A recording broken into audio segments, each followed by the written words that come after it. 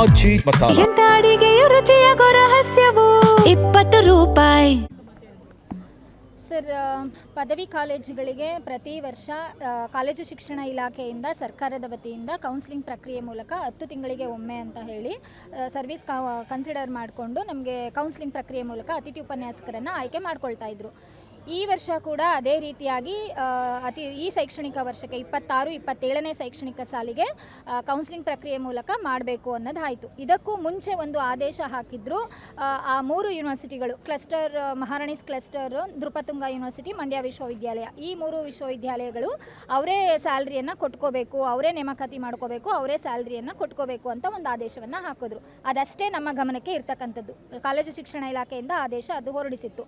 ಅದಾದ ನಂತರದಲ್ಲಿ ಇಲ್ಲಿ ವಿಶ್ವವಿದ್ಯಾಲಯದ ಆಡಳಿತ ವರ್ಗದವರಾಗಿರಬಹುದು, ಬೇರೆ ನಮ್ಮ ಅತಿಥಿ ಉಪನ್ಯಾಸಕರಾಗಿರಬಹುದು, ನಮ್ಮನ್ನು ಕಾಲೇಜು ಶಿಕ್ಷಣ ಇಲಾಖೆಯಿಂದನೇ ಕೊಡಿ ಅಂತ ಹೇಳಿ ಎಲ್ಲ ರಿಕ್ವೆಸಿಷನ್ ಎಲ್ಲ ಕೊಟ್ಟು ಎಲ್ಲ ಕೌನ್ಸಿಲಿಂಗ್ ಪ್ರಕ್ರಿಯೆ ಸ್ಟಾರ್ಟ್ ಆದಮೇಲೆ ನಮಗೆ ಕೌನ್ಸಿಲಿಂಗ್ನಲ್ಲಿ ಕಾಲೇಜ್ ಲಿಸ್ಟ್ ಬರುತ್ತೆ, ಅದರಲ್ಲಿ ಮಂಡ್ಯ ವಿಶ್ವವಿದ್ಯಾಲಯ ಅಂತ ಬಿಟ್ಟಿದ್ರು.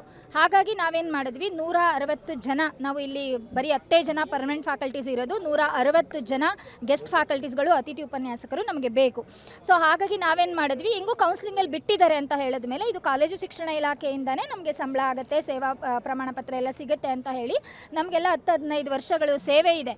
ಸೊ ನಾವೇನು ಮಾಡಿದ್ವಿ, ತೊಗೊಂಡ್ವಿ, ಇದೇ ಕಾಲೇಜನ್ನು ತೊಗೊಂಡ್ವಿ. ಕೌನ್ಸಿಲಿಂಗ್ ಪ್ರಕ್ರಿಯೆ ಮುಗಿದ ದಿನಾನೇ ಅಂದರೆ ಶುಕ್ರವಾರ, ಸೋಮವಾರ ಸ್ಟಾರ್ಟ್ ಆಯಿತು. ಶುಕ್ರವಾರ ಸಂಜೆ 5:15ನಲ್ಲಿ ಒಂದು ಆದೇಶ ಹಾಕ್ತಾರೆ. ಈ 3 ವಿಶ್ವವಿದ್ಯಾಲಯಗಳಿಗೆ, ಮಂಡ್ಯ ವಿಶ್ವವಿದ್ಯಾಲಯ, ನೃಪತುಂಗ ಹಾಗೆ ಮಹಾರಾಣೀಸ್ ಕ್ಲಸ್ಟರು, ಈ 3 ವಿಶ್ವವಿದ್ಯಾಲಯಗಳಿಗೆ ಸಂಬಳವನ್ನು ನಾವು ಕೊಡೋದಿಲ್ಲ, ಕಾಲೇಜು ಶಿಕ್ಷಣ ಇಲಾಖೆಯಿಂದ ಕೊಡೋದಿಲ್ಲ, ಆಯಾಯ ಯೂನಿವರ್ಸಿಟಿಗಳೇ ಸಂಬಳವನ್ನು ಕೊಟ್ಕೋಬೇಕು ಅಂತ ಆದೇಶವನ್ನು ಹೊರಡಿಸ್ತಾರೆ. ಈಗ ನಮ್ಮ ಪ್ರಶ್ನೆ ಸರ್, ಅವರು ಸಂಬಳ ಕೊಡಲ್ಲ ಅಂತ ಹೇಳಿದ ಮೇಲೆ ಕೌನ್ಸಿಲಿಂಗಲ್ಲಿ ಯಾಕೆ ನಮ್ಮ ಈ 3 ವಿಶ್ವವಿದ್ಯಾಲಯಗಳನ್ನು ಬಿಟ್ಟರು? ಬಿಡದೆ ಹೋಗಿದ್ದಿದ್ರೆ ಅವರವರ ಆಸಕ್ತಿ ರಿಸ್ಕ್ ಮೇಲೆ ಅವರು ಯಾವ ಕಾಲೇಜ್ನಾದರೂ ಆಪ್ಟ್ ಮಾಡ್ಕೊಳ್ತಿದ್ರು. ಈಗ ಇಲ್ಲಿ ಬಂದು ನಾವು ಕೇಳಿದಾಗ, ಈಗ ನಮಗೆ ಗೊತ್ತಿರೋ ಪ್ರಕಾರ, ಈಗ ನಾವು ಸರಿಸುಮಾರು 10 ವರ್ಷಗಳಿಂದ ಇಲ್ಲಿ ಇರೋದ್ರಿಂದ ನಮ್ಮ ಮಾಹಿತಿ ಪ್ರಕಾರ ಇವ್ರ ಹತ್ರ ಅಷ್ಟು ಫಂಡ್ ಇಲ್ಲ. ಈಗ ನಾವು ರಿಪೋರ್ಟ್ ಆದ್ವಿ ಅಂದ್ಕೊಳ್ಳಿ, ಈಗ ಇವತ್ತು ಲಾಸ್ಟ್ ರಿಪೋರ್ಟಿಂಗ್ ಡೇಟ್ ನಮಗೆ ಇರ್ತಕ್ಕಂಥದ್ದು. ಈಗ ರಿಪೋರ್ಟ್ ಆದಮೇಲೆ 2 ತಿಂಗಳು 3 ತಿಂಗಳು ಯೂನಿವರ್ಸಿಟಿ ವಿಶ್ವವಿದ್ಯಾಲಯ ಸಂಬಳ ಕೊಡಬಹುದು. ಅದಾದಮೇಲೆ ನಾವು ಸಂಬಳವನ್ನು ಯಾರು ಕೇಳೋಣ? ಇವರು ನಮ್ಮ ಗಮನಕ್ಕೆ ಇಲ್ಲದೇನೆ, ನೌಕರರು ಯಾರು ಆಯ್ಕೆ ಮಾಡ್ಕೋತಾರೋ ಅವರ ಗಮನಕ್ಕೆ ಇಲ್ಲದೇನೆ ಎಲ್ಲ ಕೌನ್ಸಿಲಿಂಗ್ ಪ್ರಕ್ರಿಯೆ ಮುಗಿದ ಮೇಲೆ ಆದೇಶ ಹಾಕೋದು ಎಷ್ಟು ಸರಿ? ಕಾನೂನಾತ್ಮಕವಾಗದ್ರಾದ್ರೂ ಸರಿ, ಎಷ್ಟು ಸರಿ ಈ ರೀತಿ ಆದೇಶಗಳನ್ನು ಹಾಕೋದು? ನಮ್ಮ ಗಮನಕ್ಕಿದ್ದಿದ್ರೆ ನಮ್ಮ ರಿಸ್ಕ್ ಅಂತ ನಾವು ಎಲ್ಲಾದರೂ ತಗೋತಿದ್ವಿ. ಸೊ ಹಾಗಾಗಿ ಈ ಶೈಕ್ಷಣಿಕ ವರ್ಷದಲ್ಲಿ ಏನು ಆಯ್ಕೆ ಮಾಡ್ಕೊಂಡಿದ್ದಾರೆ, ಈಗ ನೀವೇ ನೋಡ್ತಾ ಇರಬಹುದು, ಮಕ್ಕಳುಗಳೆಲ್ಲ ಓಡಾಡ್ಕೊಂಡು ನಿಂತಿದ್ದಾರೆ. ಕಾಲೇಜ್ ಸ್ಟಾರ್ಟ್ ಆಗಾಗಲೇ 15 ಡೇಸ್ ಆಯಿತು. ಈ ಕೌನ್ಸಿಲಿಂಗ್ ಪ್ರಕ್ರಿಯೆನೂ ಕೂಡ ಲೇಟ್ ಮಾಡ್ತಾರೆ. ಅದರಲ್ಲೆಲ್ಲ ತೊಗೊಳೋದ್ರಲ್ಲಿ ಈ ರೀತಿ ಗೊಂದಲಗಳನ್ನೆಲ್ಲ ಮಾಡಿದ್ರೆ ಈ ಮಂಡ್ಯ ವಿಶ್ವವಿದ್ಯಾಲಯ ಪದೇ ನ್ಯೂಸಲ್ಲಿದೆ. ಯಾಕೆ ಅಂತ ಹೇಳಿದ್ರೆ ಫ್ಯಾಕಲ್ಟೀಸ್ ಇಲ್ಲ, ಅದು ಇದು ಈಗ ಓಡಾಡ್ಕೊಂಡಿರೋದೆಲ್ಲ ಮೀಡಿಯಾದವರೇ ಕವರೇಜ್ ಮಾಡಿದ್ದಾರೆ, ಲಾಸ್ಟ್ ವೀಕ್ ಕೂಡ ಹೇಳಿದ್ದಾರೆ. ಆದರೆ ನಿಜವಾಗಿ ಮಂಡ್ಯ ವಿಶ್ವವಿದ್ಯಾಲಯ ನಡೀತಾ ಇರೋದೇ ಅತಿಥಿ ಉಪನ್ಯಾಸಕರ ಸೇವೆಗಳಿಂದ. 160 ಜನ ಅತಿಥಿ ಉಪನ್ಯಾಸಕರುಗಳನ್ನು ಒಳಗೊಂಡಂತೆಯೇ ಇದು ನಡೀತಾ ಇರೋದು. ಹಾಗಾಗಿ ನಮಗೆ ಈ ಬಾರಿ ಏನು ಇವರು ನೇಮಕಾತಿ ಮಾಡಿಕೊಟ್ಟಿದ್ದಾರೆ, ಇವರಿಗೆ ನಮಗೆ ಕಾಲೇಜು ಶಿಕ್ಷಣ ಇಲಾಖೆನೇ ಸಂಬಳ ಕೊಡಬೇಕು. ಯಾಕೆಂದರೆ ನಾವು ರಿಸ್ಕ್ ತೊಗೊಳಕ್ಕೆ ರೆಡಿ ಇಲ್ಲ ಸರ್. ಈಗ 2-3 ತಿಂಗಳು ಪ್ರತಿ ಒಬ್ಬರಿಗೆ 40,000 ಸರ್, 38 ಅವರ ಶೈಕ್ಷಣಿಕ ಅರ್ಹತೆಗಳಿಗೆ ಸೇವಾ ಇದಕ್ಕೆ ಅನುಗುಣವಾಗಿ 35ರಿಂದ 40,000 ಇಲ್ಲಿ ತಗೊಳ್ಳೋರು ಇರೋದು. ಈಗ ಫಸ್ಟ್ ರೌಂಡ್ ಕೌನ್ಸಿಲಿಂಗ್ ಆಗಿರೋದು, ಫಸ್ಟ್ ರೌಂಡ್ 3 ಕೋಟಿ ಮೇಲೂ ನಮಗೆ ಇರೋ ಮಾಹಿತಿ ಪ್ರಕಾರ 5 ಕೋಟಿ ಮೇಲಕ್ಕೆ ಬೇಕು ಅಂತ ಹೇಳಿ, 5.5 ಕೋಟಿ 6 ಕೋಟಿ ಸರ್ಕಾರದಿಂದ ಇಲಾಖೆ ನೋಟಿಫಿಕೇಷನ್ ಮಾಡಿ ಸುಮಾರು 10,000ಕ್ಕೂ ಹೆಚ್ಚು ಅತಿಥಿ ಉಪನ್ಯಾಸಕರನ್ನು ಅಂತಂದರೆ ಪೂರ್ಣಕಾಲಿಕ ಪ್ರಾಧ್ಯಾಪಕರಿಗೆ ಹಂಚಿಕೆ ಮಾಡಿ ಉಳಿದಂಥ ಕಾರ್ಯಭಾರಕ್ಕೆ ಅನುಗುಣವಾಗಿ ನಮ್ಮ ಅತಿಥಿ ಉಪನ್ಯಾಸಕನ ತಾತ್ಕಾಲಿಕ ವ್ಯವಸ್ಥೆಯ ಮೇಲೆ ಗೌರವಧನದ ಆಧಾರದ ಮೇಲೆ ನೇಮಕ ಮಾಡ್ಕೊಂಡು ಬರ್ತಾ ಇದ್ದಾರೆ ಸರ್. ಆದರೆ ಈ ನಡುವೆ ಏನಾಗಿದೆ ಅಂತಂದರೆ ಕ್ಲಸ್ಟರ್ ಯೂನಿವರ್ಸಿಟಿ, ಮಂಡ್ಯ ಯೂನಿವರ್ಸಿಟಿ ಮತ್ತು ನೃಪತುಂಗ ಯೂನಿವರ್ಸಿಟಿ ಏನಾಯಿತು ಅಂತಂದರೆ ಕಾಲೇಜು ಶಿಕ್ಷಣ ಇಲಾಖೆಯಲ್ಲಿ ಇದ್ದಂತಹ ಕಾಲೇಜುಗಳೇ ವಿಶ್ವವಿದ್ಯಾನಿಲಯಗಳಾಗಿ ಪರಿವರ್ತನೆ ಆಗಿರೋದ್ರಿಂದ ಈ ಸಮಸ್ಯೆ ಉದ್ಭವವಾಗಿದೆ ಸರ್. ಏನು ಅಂತಂದರೆ ಯಾವ ವಿಶ್ವವಿದ್ಯಾನಿಲಯಗಳೇನಿದ್ದೋ ವಿಶ್ವವಿದ್ಯಾನಿಲಯಗಳಿಗೆ ಆರ್ಥಿಕವಾಗಿ ಶಕ್ತಿ ಇಲ್ಲದೆ ಇರೋದ್ರಿಂದ ವಿಶ್ವವಿದ್ಯಾಲಯದ ಕೋರಿಕೆಯ ಮೇರೆಗೆ ತಾತ್ಕಾಲಿಕವಾಗಿ ಈ ಕಾಲೇಜು ಶಿಕ್ಷಣ ಇಲಾಖೆಯಿಂದ ಆಯ್ಕೆಯಾಗುವಂಥ ಅತಿಥಿ ಉಪನ್ಯಾಸಕರನ್ನೇ ಇಲ್ಲಿ ತನಕ ಬಳಸ್ಕೊಂಡು ಬರ್ತಾಯಿದ್ರು.